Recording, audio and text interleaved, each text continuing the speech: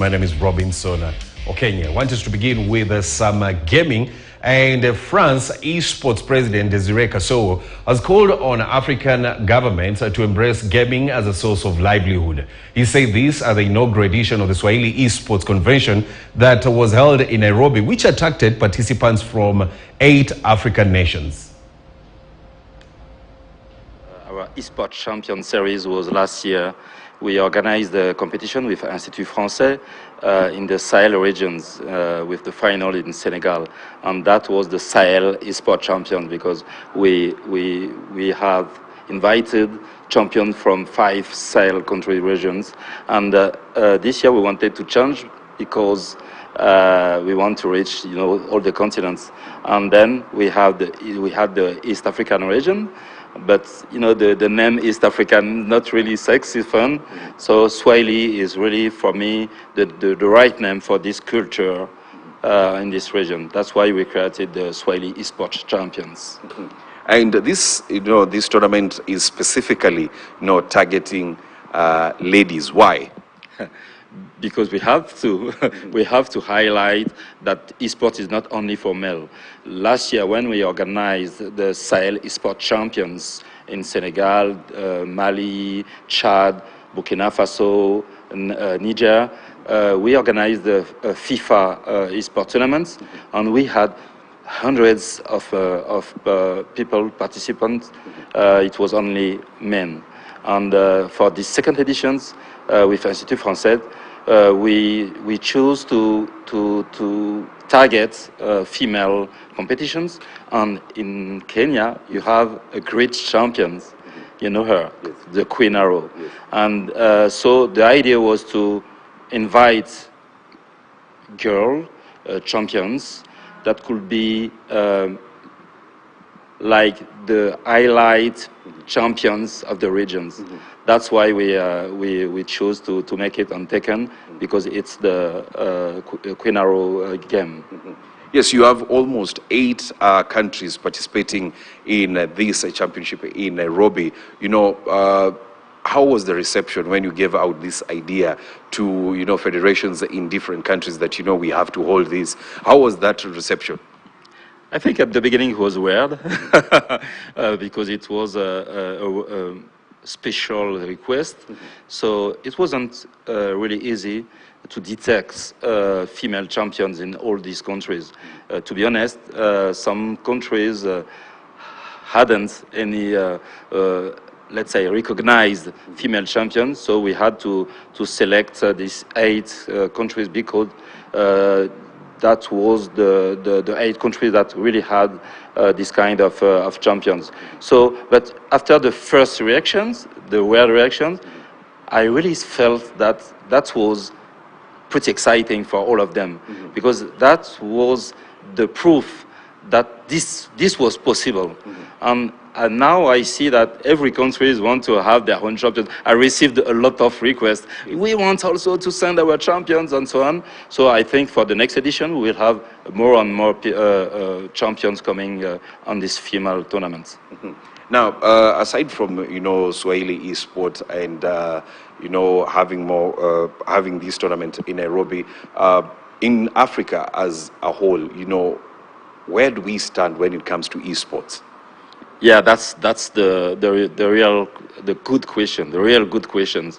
To be honest, Africa is not really on the esports map today. When you try to see the biggest esports competition in the world, like League of Legends, Dota 2, Counter-Strike, you won't see any African big team. Even worse, you won't see any African player in these big teams. So we need to do something to highlight our esports ecosystem. But for now on, we have many problems. Infrastructure, internet connection is not the best one. We don't have any game servers in Africa. We have also a problem of mentality. Gaming is not the best practice. If you have a child, not sure you will push your child to play esports. I think we have to change our our mentality. This is creative industry. You know, it's not oil or it's not gold industry. It's really something we might evolve in our brain. But I think in 2-3 years we can be present because the biggest games now are mobile games, and Africa is the right continent for this kind of game. So let's see in the 2 or 3 next years, if all the governments, all the let's say esports companies invested in esports, we could have a great champion and great tournaments on the continent. You spoke about mentality, that in Africa we don't see esport, you know, as something very big. And do you feel like federations from Africa are doing enough to demystify that, you know, tell the people out there that you can actually make a livelihood out of esports? Definitely not. That's why we are here. We really want to explain. We organized the Swahili E-sports champion business meetings on Friday with many stakeholders, e-sports stakeholders from the continent, many ladies, and that was this kind of initiative was really something we want to develop, to talk with politics, with businessmen, company, brands, advertisers, investors, just to explain, hey guys, see, I love one figures. The global esports, let's say gaming market in the world, the turnover is around $200 billion. Music is $25 billion. Yeah, you see that. Even cinema is something like 50. And if you see the Netflix, Amazon, and so on, all these platforms, some to 80, 90. So if you make all these 3 practices, let's say these 3 industries, it's less than video game alone. So there is a real market. We need to invest in it. Africa has a chance to be a part of this industry. So let's go. Yes, I see you have you know, a tag of France esports, you know, and how is France esports trying to help, you know, the African, you know, African as a continent, you know, also up their game when you talk about, you know, esports? So yeah, first, let me introduce myself. Yeah, I'm president of Sagesse Africa, a company I created in Mauritius to develop esports on the world continent. But yes, you're right. I'm also the president of France Esports. This is the association that gather all the esports stakeholders in France, meaning publishers like Riot Games, Ubisoft, Sony, PlayStation, Microsoft, and so on, but also tournament organizer, professional teams, and so on. We aim to develop esports in France, but also in the world. So we have many partnerships with many stakeholders, with also federations, with governments, and we want to let's say, make a bridge between our old experience, more than 25 years of experience in France, with this, you know, young market in Africa. So with Institut Français, with French embassies, with Alliance Française, we are trying to make these esports topics a priority everywhere in the world.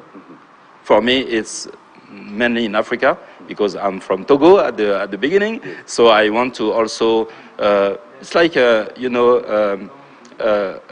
something, a legacy I want to transmit also to the continent. So that's why I'm, you know, working, fighting like this to help all my brother from all the continents to develop this industry. Yes, and finally, we've seen, you know, case in point, the Kenyan Federation for Esports, we've seen them hold tournaments where they have the French League One, people competing in the French League One, and probably the question will be, how long do you foresee, you know, African federations having their own leagues created into, you know, into the esports environment? It's not a question of when. It's a question. It's a question of how. I think we African people can do it tomorrow if we want. It's just a question of willing. I'm pretty sure that if you talk with the president of the Kenyan Football Federation, perhaps they don't know that they could do that. It's not pretty difficult. You just have to take the phone, call, for example, for FIFA, you call the electronic arts company, saying, I want to, they will give you the license to do that. So it's just a question of willing.